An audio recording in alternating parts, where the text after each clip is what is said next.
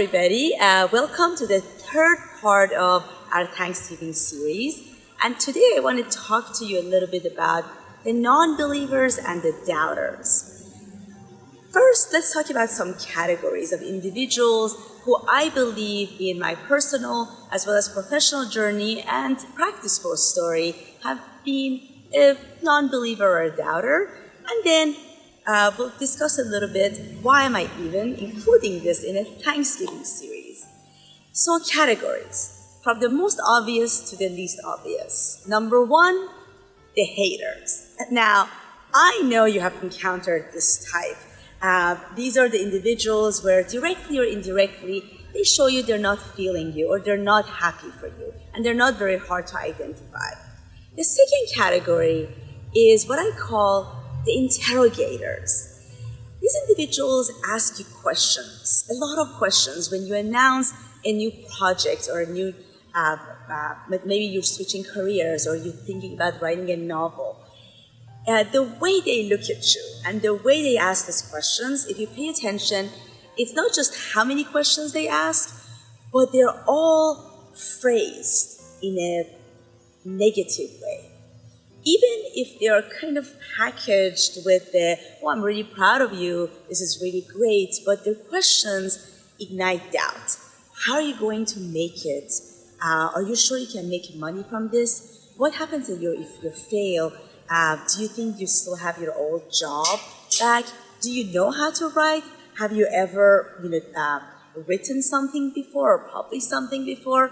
So the interrogators are a little bit more subtle, but if you really pay attention to the negativity presented in the questions, the number of the questions, and also their demeanor, even if packaged within more positive stuff, you'll be able to identify them. And the last, and perhaps the most deadly doubter and non-believer of all, I would say is yourself.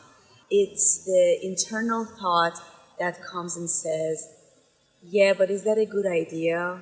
What if you lose everything? What if nobody buys your book? Do you want your story to be out there like that? What if this becomes your first failure? So why am I including this in a Thanksgiving series? Because I believe the doubts and the negativity, if approached correctly, is what we grow most from. We all celebrate our successes, but it's those periods of pain and frustration that kind of push us to the next level and help us evolve. So 3 lessons that I have learned from our doubters and non-believers. 1, it is not personal, so don't take it personally. I first read about this concept from this really great book called The 4 Agreements. I first thought, how can it not be personal? If somebody's hating on me, or if they're putting their doubts in me, it is a little personal. But it is not. As you have all heard, hurt people, judge people. If you are full of doubt yourself, maybe you just have never made the jump, and now it's 25 years later and you're still doing the same thing. So you're projecting what is inside you onto the situation. And the same thing with ourselves. Whatever that trigger or past experience is that is igniting a certain emotion inside us will then make us have those certain thoughts that might keep us from going forward. Second lesson is approach a Shark Tank style. What do I mean by that? When the questions are coming, this is a lot to do with the interrogators. When those doubtful questions are coming, it can be a parent, it can be a colleague, it can be just like some random person. Take the emotion out of it. If I listen defensively, it's either going to make me react, even if I never say a word inside my mind, in 2 ways. I either become aggressive or I'm thinking, you're such an asshole. Or who are you to tell me this? Or defensively, maybe I am not good enough. Should I do this? Instead of going on the defensive, I suggest go through it as an investor does. If you look at Shark Tank or if you've ever been involved in that process, you're asking things objectively. not to necessarily reject things, but to understand it. So if somebody asks me, oh my God, do you have time to do this? I will turn this in my head and say, how can I learn better time management skills to not just do what I've set out to do, but also develop a skill? If somebody asking me, how are you going to make money from this? Or when we first started PracticePro and I said, from all our market sectors, law firms, law schools, law students and attorneys, I'm going to focus on law students. Everybody said, but how are you going to make money? And I knew that was the right thing to do, even if it's going to take longer, because if we're going to make a change, we have to start with the roots. And the law students, our next generation, they are our roots. If you turn that question from how are you going to make money, which is based on fear, to how do I enhance my product? How do I find a product market fit? So spinning it in a positive business-like approach is the lesson that I have learned that I contribute wholly to our non-believers and doubters. Third lesson is play the what if game. What if they're right? What if I lose everything?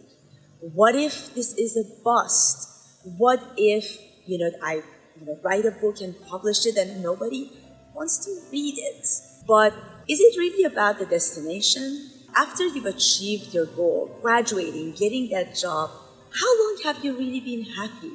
Isn't it truly in the journey, in that growth, that you find your happiness? At the end of this, we're all going the same route, right? And we all know that. If you learn to enjoy the journey, it does not matter. The ups and downs don't matter. Pursue your heart. And if it ends up that the what if it doesn't work out happens, you're going to be okay. You have always been okay. And you will learn things that you will take to the next thing or back to where you started, and you will be better for it. I hope this has been helpful. For those of you whose biggest non-believer and doubter is yourself, the voices in your head, there are so many ways you can overcome that.